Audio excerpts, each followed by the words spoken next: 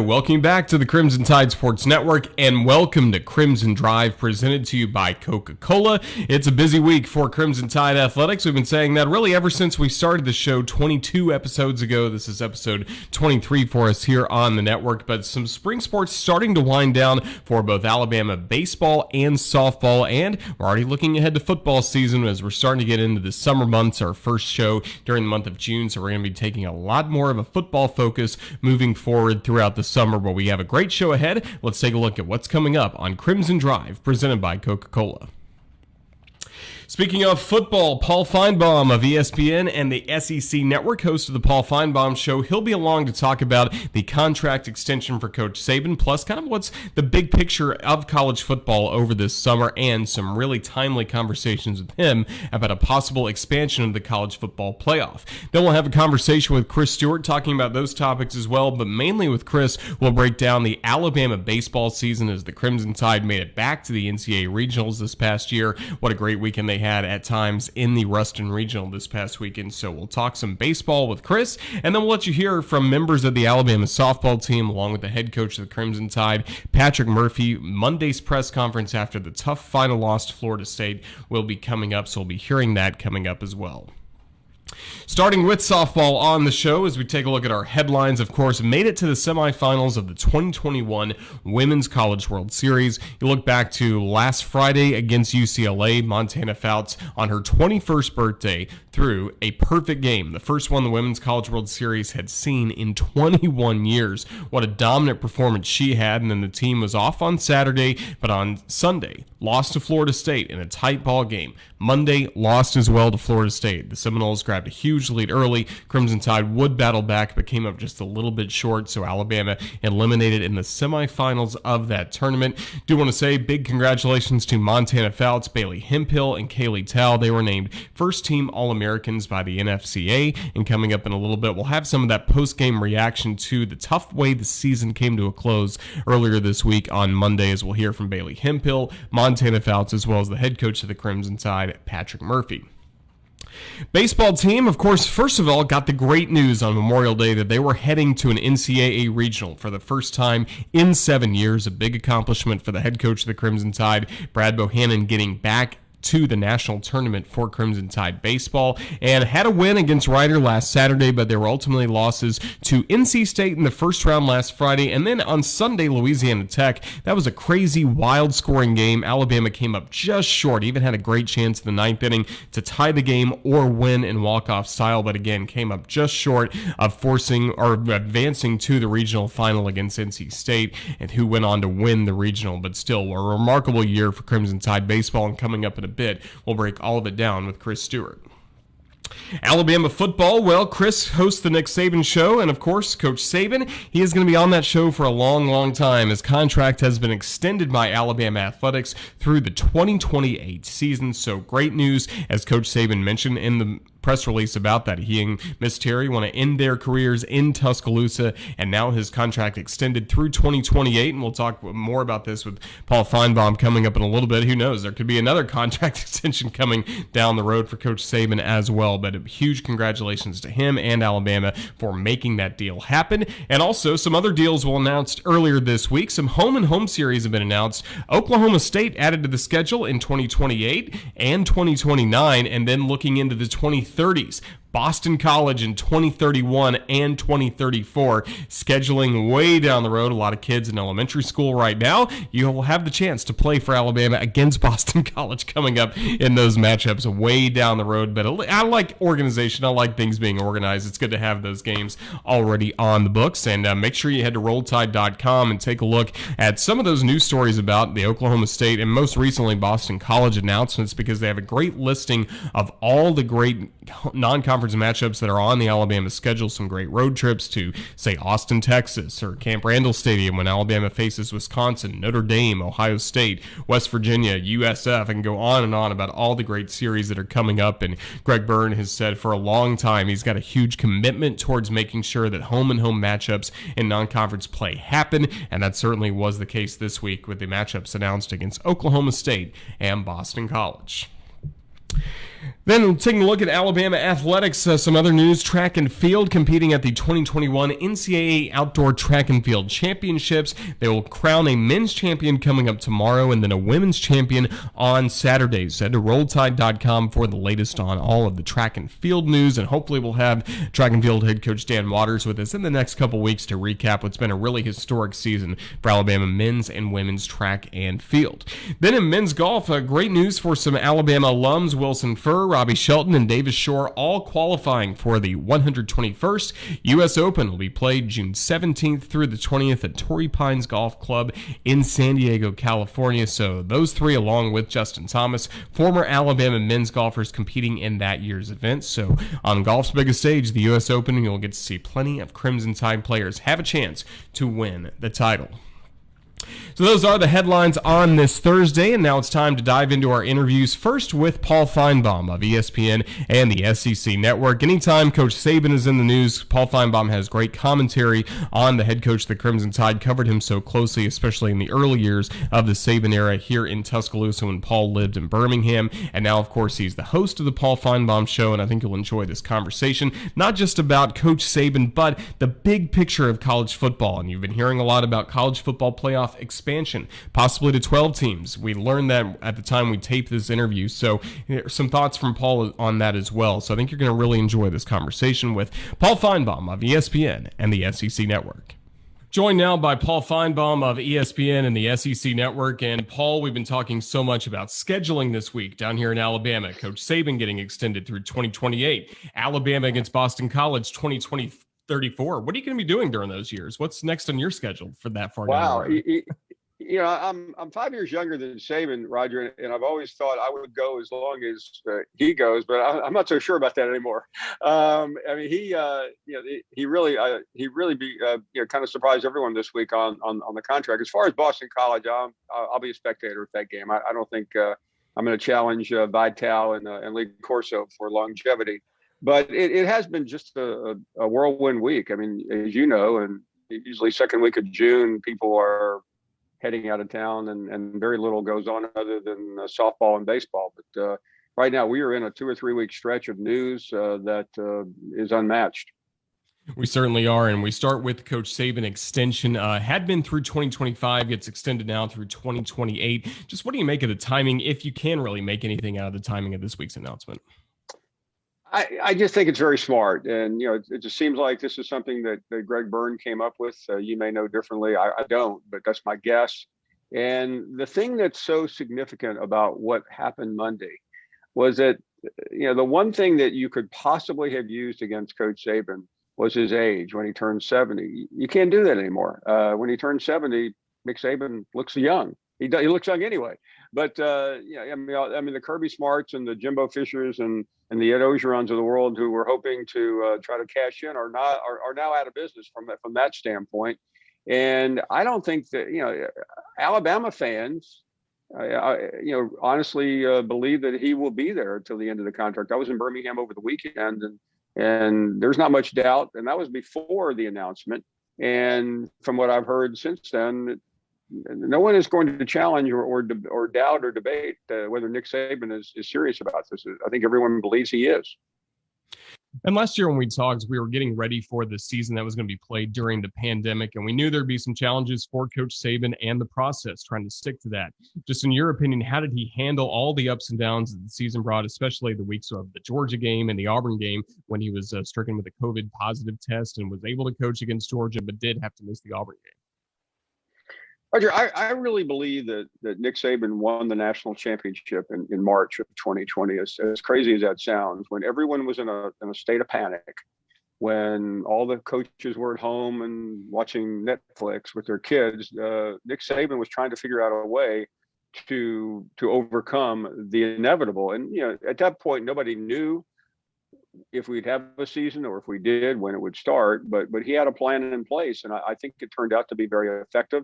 And you know, Alabama was prepared when he had the false positive and then the positive, and it didn't change anything. And frankly, it didn't hurt to have the best team in the country, and you know, one of the best teams I've ever seen. So I think on top of all that, you know, he managed he managed it brilliantly. I think in many respects it was the greatest coaching job of his career.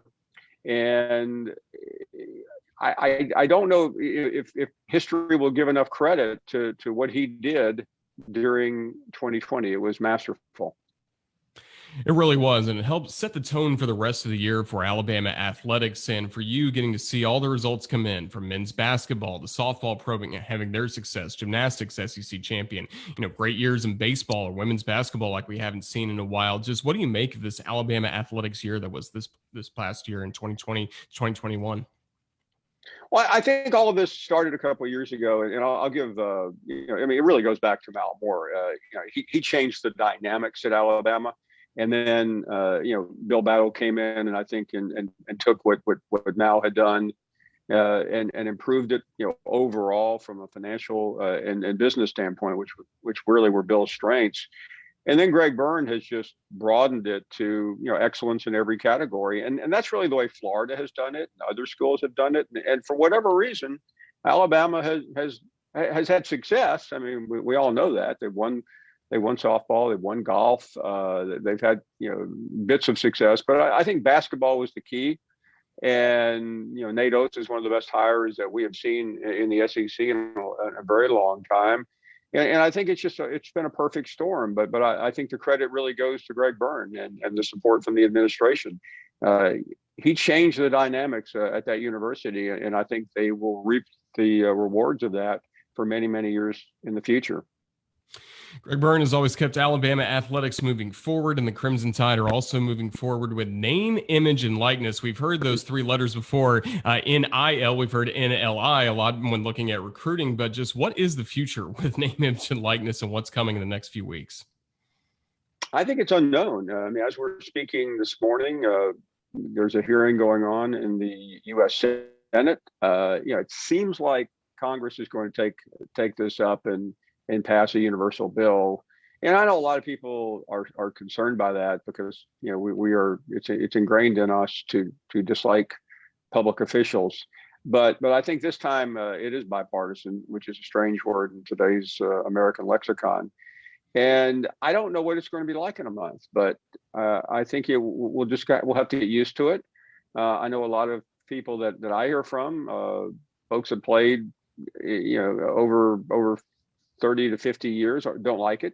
But one thing that being a much younger person, things change all the time, and you just have to be adaptable. And I think just based on what we said a minute ago about Nick Saban, I mean, he's as well suited to this as anyone because he is able to be flexible, and I think you have to be because the idea that young athletes, men and women, are going to be able to profit off of their own likeness shouldn't be that surprising. This is something that we should have addressed a long time ago. Certainly should have. And Alabama athletics, again, taking the lead with the advantage program that's in place. And a lot of people are wondering with name, image, and likeness, also possibly with an expanded college football playoff, will the strong stay as strong as they have been before? Or do you think this does allow for some more parity down the road? Well, it at least opens the door. I was on an ESPN show earlier, and I joked that what is this really going to mean? Does this mean that Alabama and Clemson's JV team get in the playoff too? Because quite frankly, there is such a disparity between 1 and 2, really, and 3 and 4, and you go down to 12. If we used this 12-team playoff, which looks like it's going to happen this most recent year, Oregon won the Pac-12. They were ranked number 25th in the country. They don't belong in there, but they're probably going to get in there in the future. And I think the only good news for at least Alabama fans is if for some reason there is an absolute catastrophic season under Nick Saban, and meaning that Alabama perhaps loses a game or two, the door is still open. And I think that's a positive, but quite frankly, I don't think it will affect Alabama or Clemson or Ohio State because they are at this point they are so far ahead of everyone else. I think this will make the gap a little closer, maybe from 4 to 8 to 12, but the schools at the top are not going to be affected by this very much. Are you surprised that it may be a jump of going from 4 teams to 12? Did you think 8 was going to be the next step, or are you surprised that it is going to possibly be 12? Yeah, I'm Roger. I'm shocked, quite frankly. I didn't see this coming. You kept hearing it, but these people are so slow to change. The folks that run college football, they're all well-meaning people, but I think some of them still use flip phones right now. And you would just think they were going to stay in the past, but I think they woke up. And negative ratings and lack of interest can do that to you. And they looked around, and what's the most successful entity in the American sports scene? It's the NFL. And what makes the NFL so exciting? There are a lot of teams that are eligible. And what I think this will do is it will make the month of November more interesting, because right now, if you've lost 2 or 3 games, you're done. This will help coaches because you have to get to the playoff now, or you're not really considered the upper echelon. It will help recruiting, but will it help it enough? Is someone going to decide, I'm not going to Alabama or Clemson, and maybe I'll go somewhere on the way. I'll go to USC because they're now a playoff team. I don't think it's going to have a big impact from that standpoint, but college football leaders never cease to amaze me, and I think this time they have finally thrown up their hands. Now, they won't admit that. They'll talk a good game when they start meeting the media next week and the week after. But I think we are here. Well, last summer was really spent on your show the entire time talking about COVID-19. Would we or would we not have a college football season? A lot of social justice conversations as well. What do you think the next few months are going to look like for your show as we get closer to SEC Media Days and what we hope will be a healthy and normal college football season? Yeah, I think, first of all, Roger, there's going to be a level of excitement to this season that I don't think we've ever seen before. You know it. I mean, you live in Alabama, where people are getting out. They're going places they haven't been in a long time. So I think when that first weekend comes around, whether it's in Atlanta for the Alabama game, or Auburn, or LSU, or anywhere else, there is just going to be this pent up energy and excitement. So that's one part of it. I think the NIL CFP conversations are going to lead where we are on our program, and I think you're going to hear a lot of resistance. You're going to hear a lot of people say, I played on the '61 national championship team in Alabama, and we didn't get any money, and I don't know why these young people are today. That's fine. That happens all the time. When I covered the last 2 years of Coach Bryant, I heard about how different it was 20 or 30 years earlier when he had just gotten to Alabama. So it's the evolution of time. That's good, but it's going to be a busy summer with those 2 stories. The Austin ruling in the Supreme Court expected any day now, and media days are only 5 weeks away. I can't wait. Well, look forward to seeing you there, Paul. Thank you so much for your time with us on the Crimson Tide Sports Network, and all the best to you moving forward. Roger, it's such a pleasure to come on, and look forward to seeing you too. Thank you very much. Thanks to Paul Finebaum of ESPN and the SEC Network for joining us. Just a great perspective on what's going on in college football. And even since we taped that interview yesterday, so much news has really happened about the possibility of a 12-team playoff. Haven't seen an official release yet from the college football playoff, but just keep that in mind as we're going through these next few weeks. A lot of things could be on the horizon for expanding the college football playoff, but great perspective from him, not only on that, but also on the Nick Saban contract extension.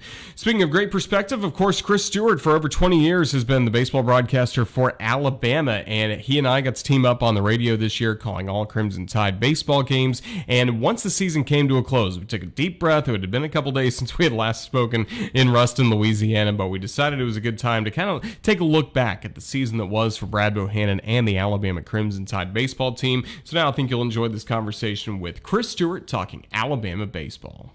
Well, I was just with this man in Ruston, Louisiana over the weekend calling Crimson Tide baseball. Chris Stewart joins us now on Crimson Drive. And Chris, Roll Tide, it's good to see you again after we've had a couple of days to kind of rest a little bit after the baseball season came to an end. Roll Tide, but hadn't you had enough of me, man? I mean, good grief.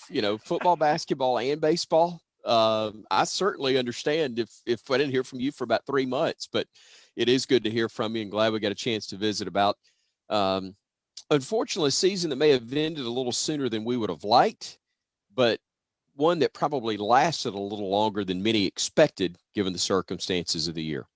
Yeah, no doubt. And this is why we're having you on the first week of June for a reason. So Yeah. it'll be a little bit before we have you on again. But no, it's a tremendous year for Brad Bohannon and the Crimson Tide baseball team. Let's take a few steps back in mid-February when this season started. Of course, we were still busy with basketball. You had a lot going on at the time, but we knew this baseball team would have some talent. Kind of what were some of your expectations going into the year for the Tide? Going into the year, I would say that the expectations were to be right where we wound up, and that's in a regional in postseason play. But that was based off of where we were 12 months ago when the season had ended. I guess it would be longer than that to say that it ended in the middle of what was really the 2020 season, just the week before SEC play was getting underway. And that Tide team was sitting at 16-1, and we had great hopes and thinking that that was going to be a really special year. We may even have a chance to contend for a league title based on how the team looked at that point. But unfortunately, like so many other things that took place in the world when COVID struck, it brought everything to a screeching halt. And so when you knew you had a lot of that team back, there was high expectation once again. Now, we knew we were losing a guy like Brett Auerbach, who was going to mean so much to the club. We knew you're losing a guy in Tyler Gentry that was going to mean a lot in right field. But what you didn't anticipate was having really almost 200 projected innings for your season lost, most of it before it ever really got going. And it started with Connor Prelip, a young man that many draft projection boards still to this day see as being a number one draft pick, maybe the first player taken, but certainly a first round draft pick when he does come out. But you only get him for one really big start. That was the opener of the season. And you only get him for maybe two other games after that because of some arm problems. Antoine John, who's going to be your Saturday guy, not available after just less than a handful of appearances because of arm problems as well. And then a few other guys that at different points missed either the rest of the year or parts of it that made the chewing gum and baling wire act, if you will, that Brad Bohannon and his staff did to put this team in place, make them competitive, all the more impressive, because it's tough enough to build a roster at the start, let alone build it when or try to repair it when it starts to fall apart due to injuries that are nobody's fault. So that's where we were. I would say that based on where we thought we might be, we probably finished right where we expected. But based on how things played out, it's an almost miracle that this team got into a regional and was as competitive each weekend as they were.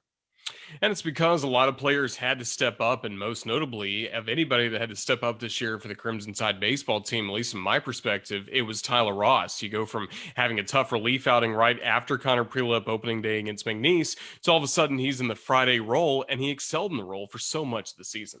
He's a guy, Roger, that, as you know, was probably going to be a long relief guy on the weekends or a Tuesday or Wednesday night starter in your midweek games, and instead becomes your Friday guy and won 6 ball games during the regular season.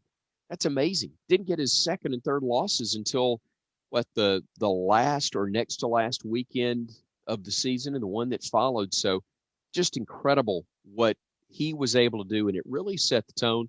You know, he wasn't a shutdown guy, but he was able to grind, give you a good outing each Friday night, that even on the nights when he didn't win, at least kept you from having to burn the bullpen early, which can really set you back for the entire weekend.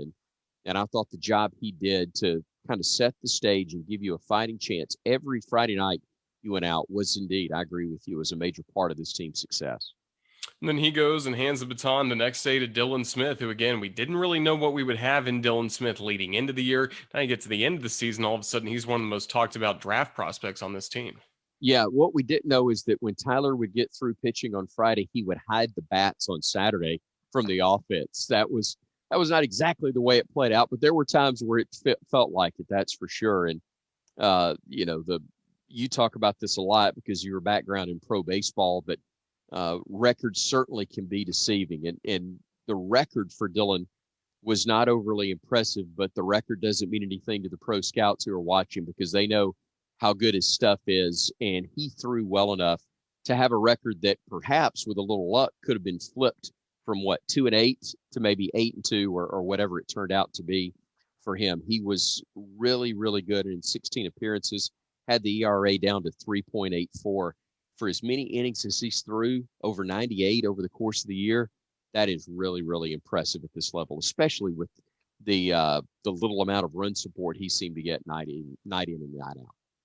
Now, if we go player by player, this will take us an hour to get through, but I do have to highlight Chase Lee because of all the stories you've seen around Alabama baseball and your time behind the microphone. He's got to be one of the most unique to also be as effective as he was. Yeah, to go from a walk-on to a guy who's going to graduate early with a degree in aerospace engineering and is going to be a draft pick and is probably going to have a long career in professional baseball is just amazing. It speaks volumes to how hard he worked to make himself an elite college player. It speaks to his character that he did not give up when a lot of people would have on the front end of his career, maybe, turned down in his first walk-on attempt, was given the suggestion of go learn how to pitch sidearm and throw for a club team.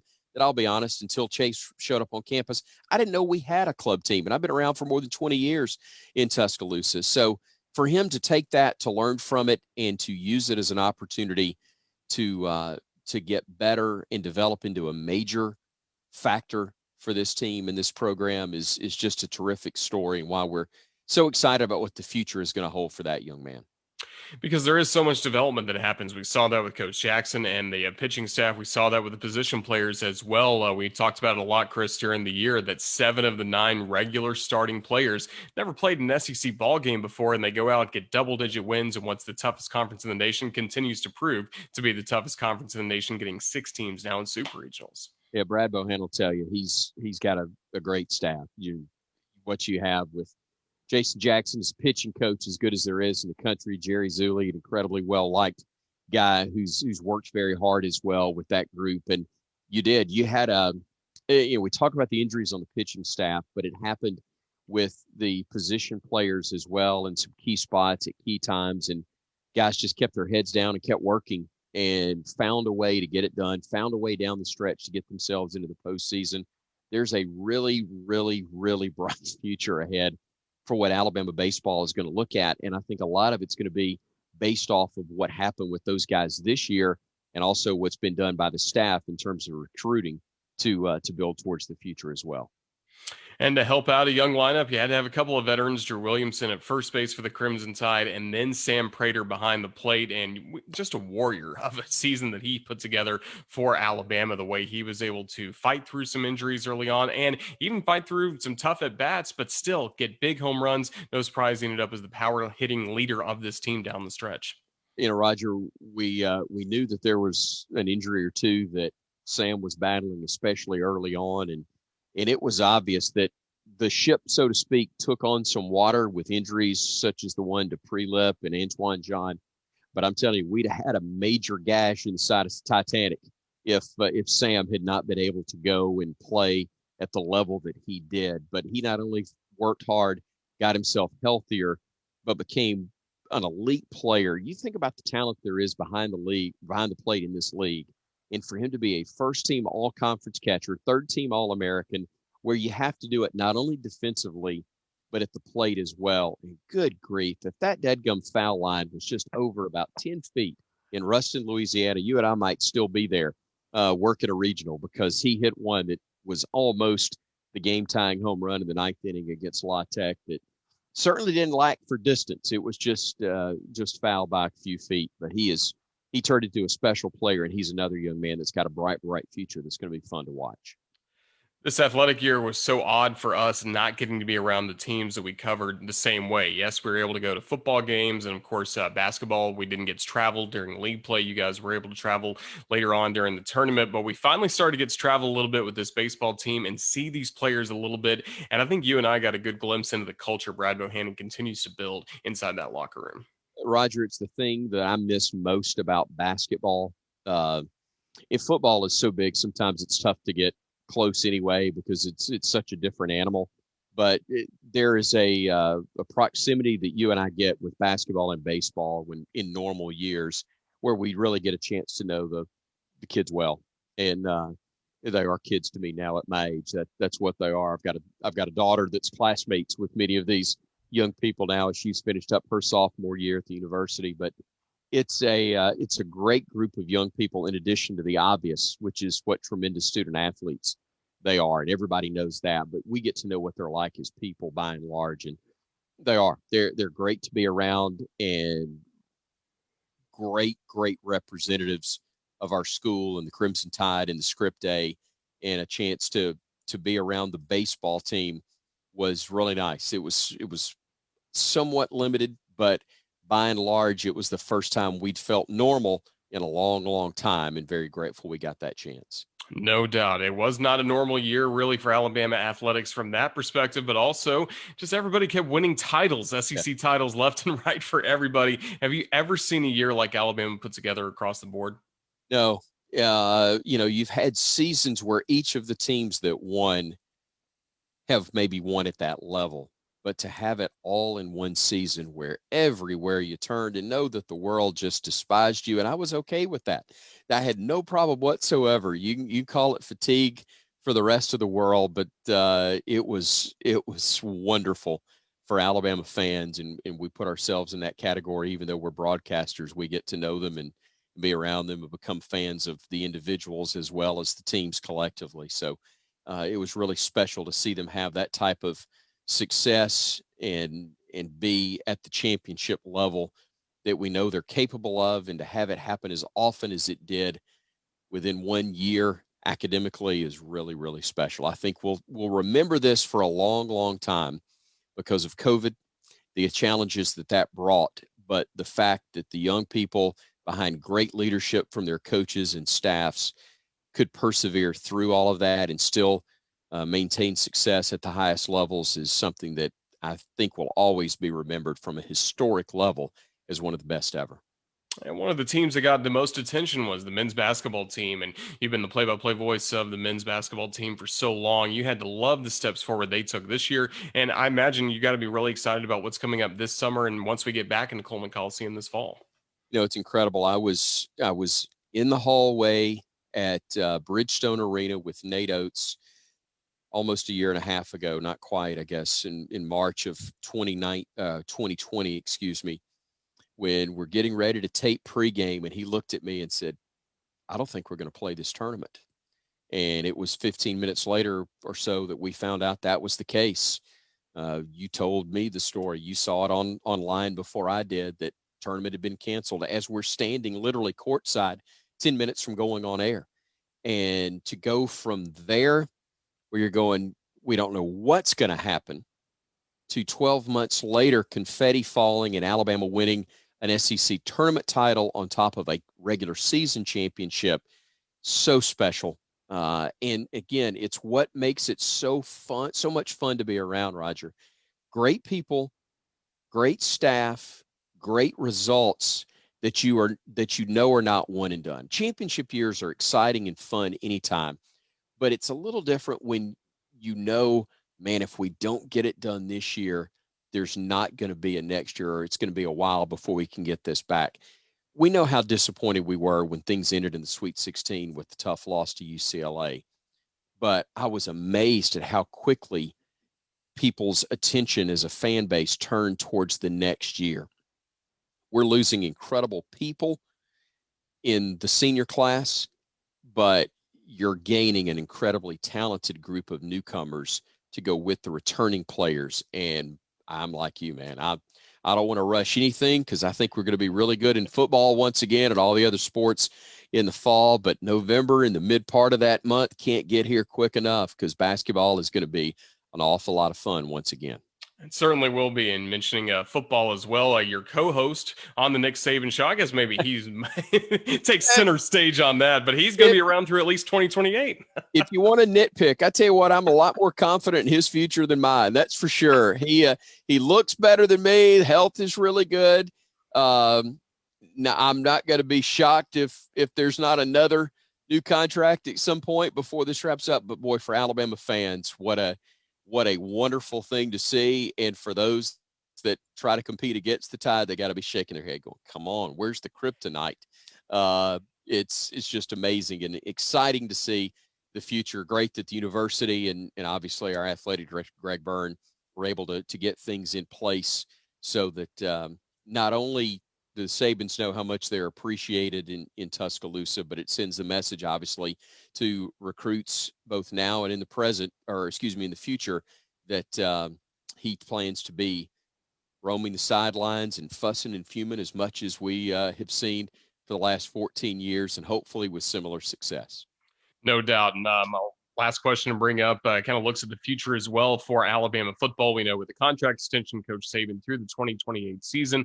Also was announced earlier this week that Alabama will play Oklahoma State for a couple matchups coming up, 2028 and 2029. And Chris, when you think about all the different trips that are coming up, all these great home and home series that Alabama is going to have against Texas or Florida State, West Virginia, Wisconsin, Oklahoma State being added, Notre Dame down the road, Virginia Tech. You got to be tremendously excited that now we're getting back to so much more on-campus games. We always love the environment in Atlanta or Dallas, wherever it may be early in the year, but now there's going to be a lot of great trips coming up as well as great teams coming in for Alabama football.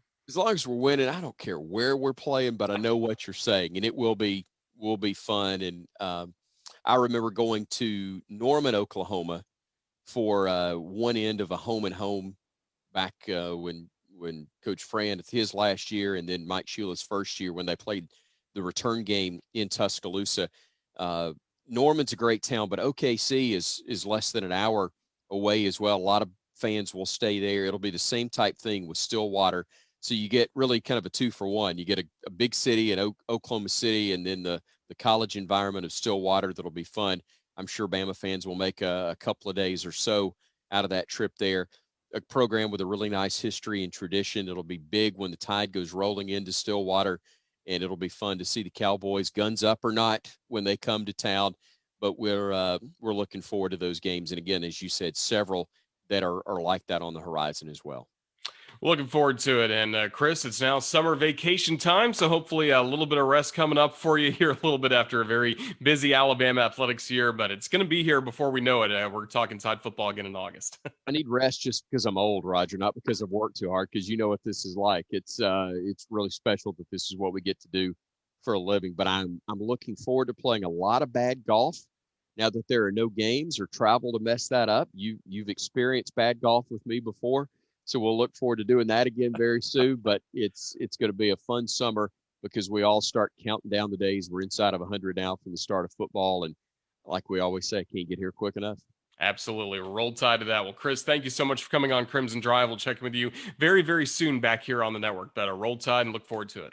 Roll Tide, buddy. Thank you so much.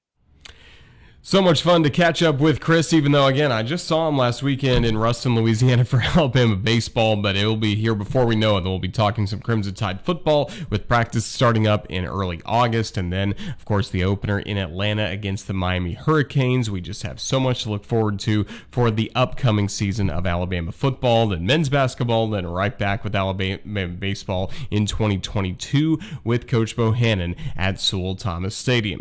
2021 just came to an end for the Alabama softball team, and you think back to last Friday in the Women's College World Series, Alabama looked so good in the victory against UCLA with Montana Fouts getting a perfect game on her birthday. Montana, again, was dominant in that start, didn't have a game on Saturday, and then came back against Florida State, had a loss on Sunday in a tight ball game, and then on Monday fell behind big early by an 8-0 score at one point to Florida State, only to rally back, make it a tighter game late, but ultimately Florida State got the win to advance to the championship series against the Oklahoma Sooners. So it was a very tough end for the softball team, again, based on how the entire year had been going. You'd win the SEC championship, you have the great regional, super regional, and start to the Women's College World Series. Then it all came to a very sudden end on Monday night. So it was an emotional ending for the softball team, especially for this great senior class led by Bailey Hemphill. So we wanted to just take you to Oklahoma City now in that emotional post-game press conference featuring Bailey Hemphill along with Montana Fouts and then the head coach of the Crimson Tide, Patrick Murphy. Montana, just obviously with the first two games, you played so well. I mean, what changed for you today in this one? I don't know. I guess I try to go in with it with the same mindset, just to go pitch by pitch. I guess it just didn't go my way. Robert Cortez. Bailey, now that your career is over, can you talk about what it's meant to wear the Alabama uniform, and what are the greatest things this program has given you and taught you? First, I want to say congratulations to Mike Kendria and Lou Harris-Champer on incredible coaching careers. And I guess all I can say is I'm heartbroken. Wearing this A has meant everything to me. This university has given me more than I ever could ask for. And I can't help but get emotional. I mean, I don't care about the wins and losses. I mean, I came out of here as a better person, so I am just forever grateful. Brett Greenberg.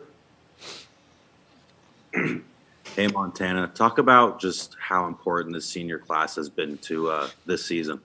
I mean, they were everything to us. They still are. I mean, we're family forever, and that's why we come here. I mean, they're our best friends. We're family. So, I mean, it hurts. It hurts.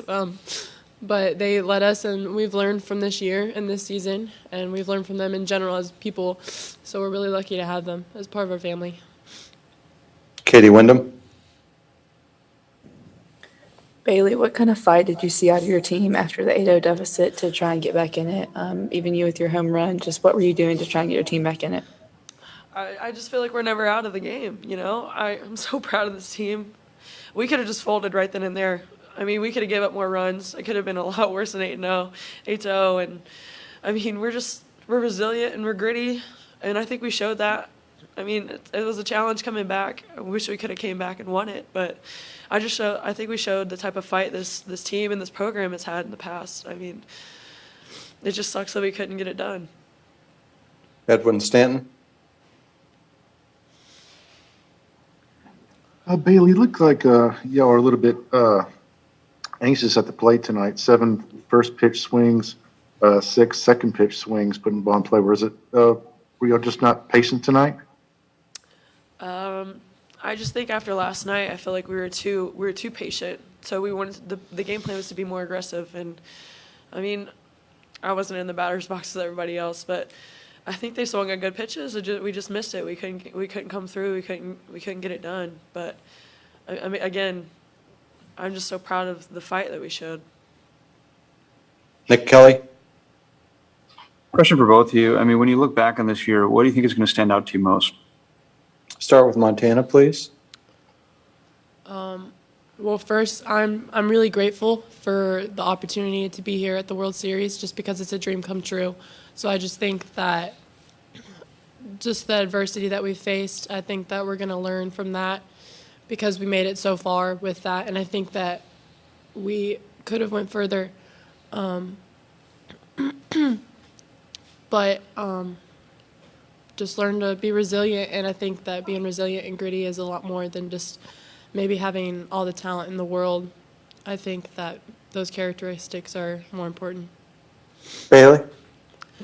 I think the biggest takeaway this year is just the adversity that we face. I think, again, it's not going to help us. It will help us in softball, but it's going to help us in life. I mean, all that we faced, everybody faced the pandemic. I mean, but playing a collegiate sport during that was tough. We had to sacrifice a lot. And, again, people that had injuries this year, that's adversity, and they're going to bounce back. And I just think it's just life lessons, and it's just going to make us better people. Ron Snyder. Bailey, Ron Snyder in Lafayette. What's just your message to just the rest of the Lafayette community and other STM graduates about just being successful softball players and, going to a different state like Alabama like you did? What's just your message to anybody coming up in softball at STM and just to KDN in general? I guess my message is you can do it. I mean, Lafayette, it's not a small town, but, I mean, there's some good softball players there. I mean, you can play anywhere.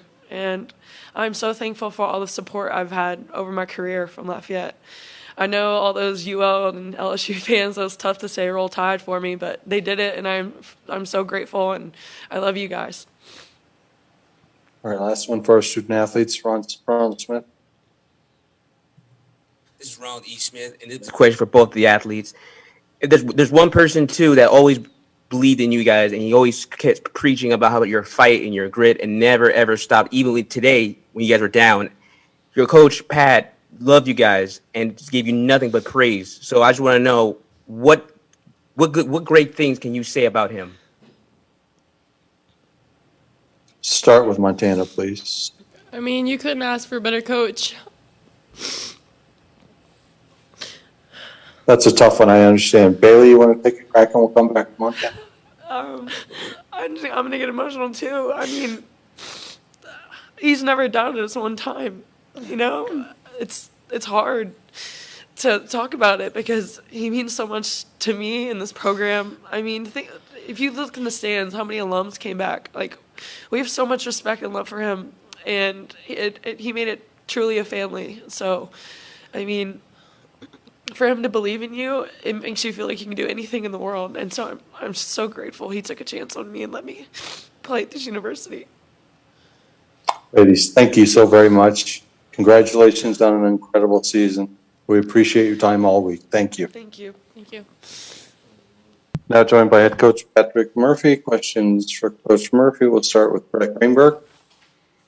Hey, Coach, congratulations on obviously a wonderful season, not the way you wanted to end, but Bailey Hemphill was asked what you meant to her, and she couldn't really put it into words. What has she really meant to you after she's just played her last game in an Alabama uniform? Well, she's taught everybody on the team to be more joyful and, you know, relish in all the little things, because that's what she's done for 5 years for us. You know, she's very, very tenderhearted, and she's funny, and she keeps things loose. But obviously she's, you know, one of the best hitters we've ever had in our program, best players in our program, one of the best leaders.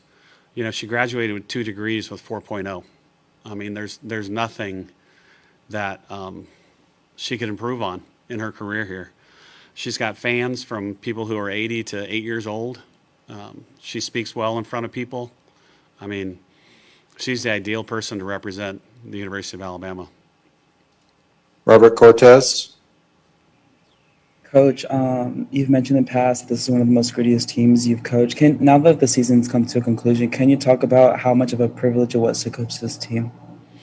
Well, you know, and I echo what I think Bailey said. You know, it was a quick 8-0, and we could have got run ruled, and they fought back. And I thought, you know, I think Savannah hit one right on the nose, and if that goes, you know, either way, over the kid's head or in front, side to side, whatever, that was going to be another run.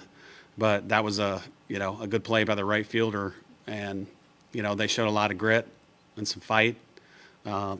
You know, Kilfoyle came in, put up all the zeros that we needed, and, you know, we were just like one hit away. So, really proud of everybody. Edwin Stanton.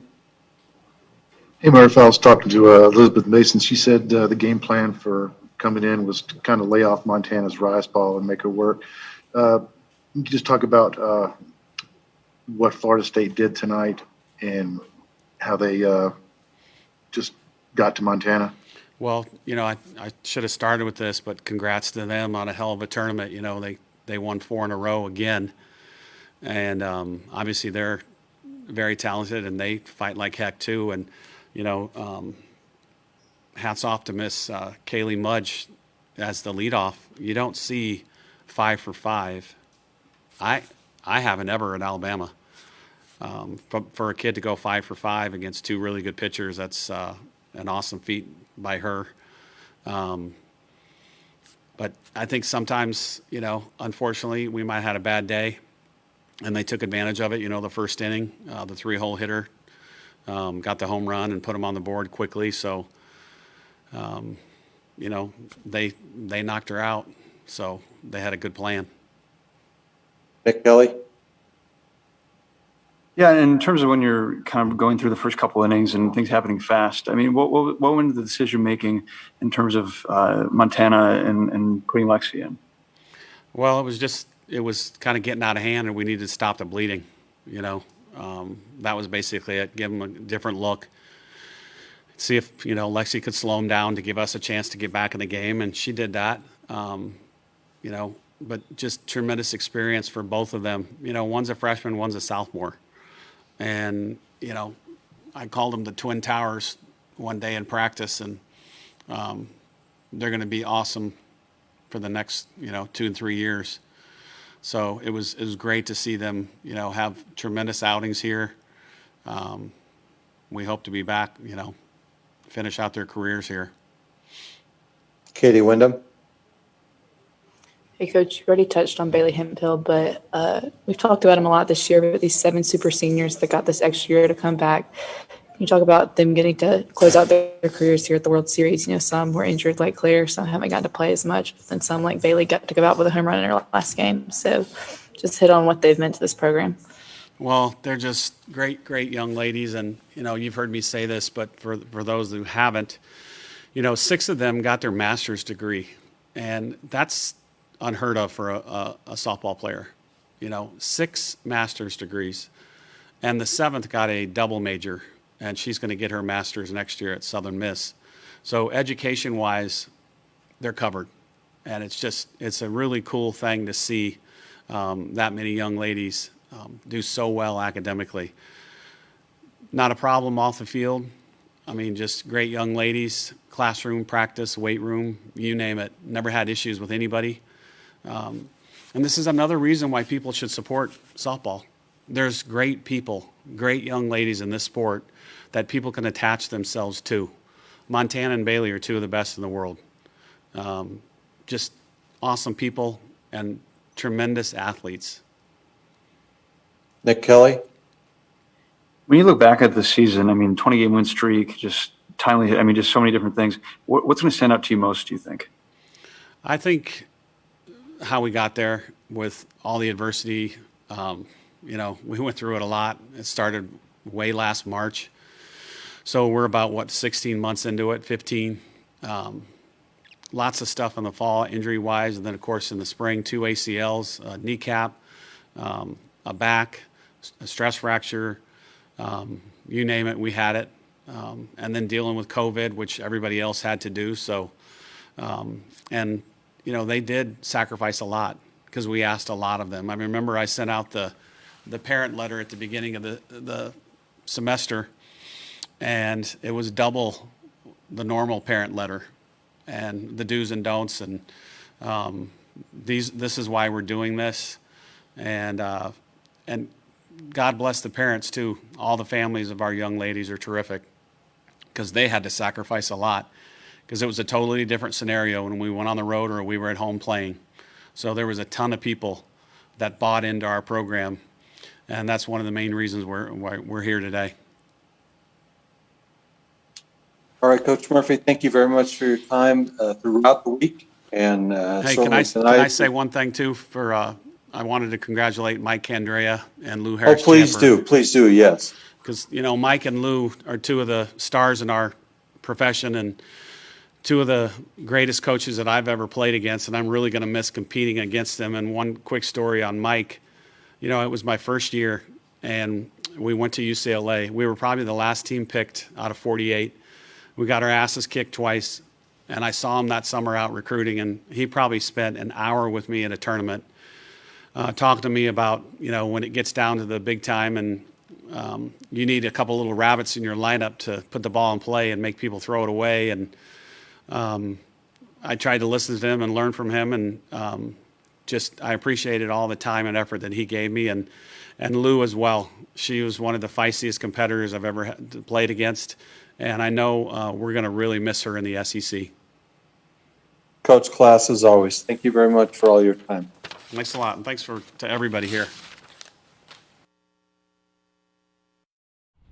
Congratulations, Coach Murphy, Bailey Hemphill, Montana Fouts, and the entire Alabama softball team for just a tremendous 2021 season that featured the Crimson Tide winning the SEC tournament and making a run to the semifinals of the Women's College World Series. At some point over the summer, we'll be joined by Coach Murphy to really break down in his own words again everything that happened throughout the year. We heard the kind of raw emotions there on Monday night after Alabama lost to Florida State, and now we still have to wait and see who's going to win the national championship in softball between between the Oklahoma Sooners and the Florida State Seminoles. But again, hopefully soon we'll be able to have Coach Murphy on the show as we normally at this time take a look to our upcoming broadcast on the network. Well, Alabama baseball, softball done. We don't have a radio broadcast of track and field, so it looks like our broadcast calendar is a little empty as we get into these summer months, getting ready for what's coming up later on in the summer with the, of course, return of the Nick Hey Coach and the Nick Saban Show in August, and then our first football broadcast as well. But we will still be going with Crimson Drive throughout the summer. We have a couple of weeks in July where we will not have a show on Thursday at 2 o'clock Central here on the CTSN Facebook page. But prior to that and afterwards, we're going to have a lot of content from Alabama Athletics, taking a look at everything Crimson Tide. So certainly hope you can join us, and certainly hope you'll be able to join us again next week for Crimson Drive presented to you by Coca-Cola. Special thanks to our producer, Ethan Carabin, for putting us entire show together. Thanks as well to the guests that we've had on the show today, Paul Finebaum of ESPN and the SEC Network, our own Chris Stewart, as well as Alabama softball players Bailey Hemphill, Montana Fouts, and the head coach of the Crimson Tide, Patrick Murphy. For everybody, this has been Roger Hoover saying thank you for watching Crimson Drive presented to you by Coca-Cola. So long, we'll see you next week right back here on the Crimson Tide Sports Network. Roll Tide, everyone.